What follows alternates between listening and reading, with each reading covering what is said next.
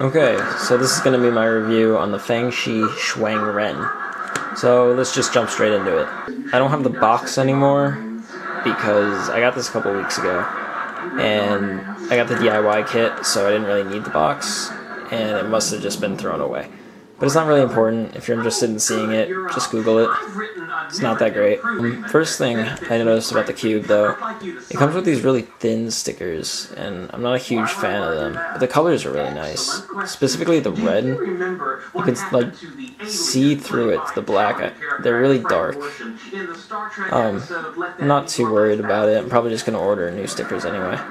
The next thing I noticed is the logo, which is actually just like an F/S. I guess that's Fangshi Shuang Ren, if I had to guess. Not too worried about it again. But getting into the performance of the cube. So right out of the box, this cube really surprised me. It's probably the best cube I've ever gotten out of the box. Besides maybe the Guohong V2, which is my current main, for the record. Corner cutting was really good, like phenomenal, and reverse corner cutting is well above what any cuber should need. It flows really well and has the smoothest feel of any cube I've ever felt. I really like my cubes on tight tensions though, so as a result, corner cutting suffers a bit. I don't really mind, but because like who needs to cut 45 degrees anyway? Right now it's on pretty tight tensions. It's not going to cut 45. It might cut line to line at most. It's still really good corner cutting. Moving on, this cube absolutely does not pop. Like I've tried to pop it, it won't go. Other cubes I've had haven't really popped either. So it's nice to know that this one doesn't, like, unless it's on super loose tensions, and no cube really should be because it's just uncontrollable, but the tensions I have are really nice, I think, right now. Yeah, I'm happy with it. Moving on, again, I can't just praise the cube, like, no cube is perfect, so let's get into what I don't like about the cube. Little disclaimer, everyone has opinions and preferences, so some of the things that I don't like about the cube may be things that actually make other people want to get one.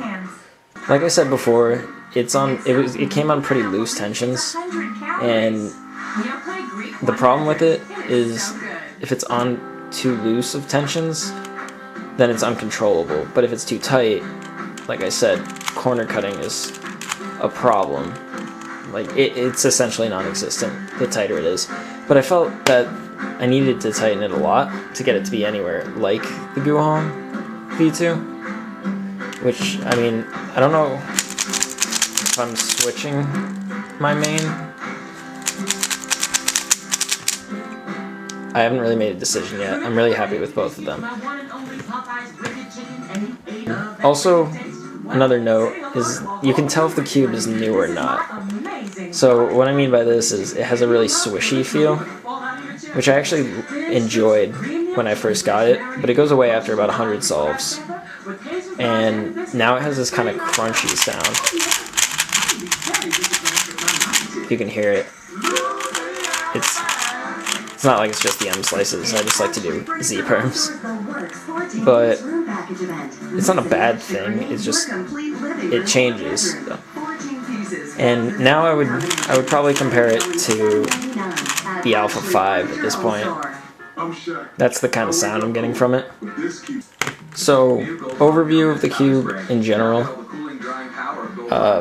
Do I recommend it? I absolutely recommend it. I'm considering it as my main cube. If not, I'm probably just gonna alternate between this and the Guohong V2. I have a Zhanchi.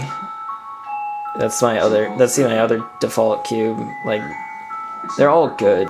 Market competition for cubes, they're all really good, unless you're going out and buying something like an old Rubik's brand that this is actually my first cube that it's fairly broken in, but you don't want it. You don't want that. For speed cubing, I definitely recommend this. Alright guys, thanks for watching. I hope this helped you decide whether or not you want to get the Fangshi Shuang Ren. I definitely recommend it, once again. Alright, thanks.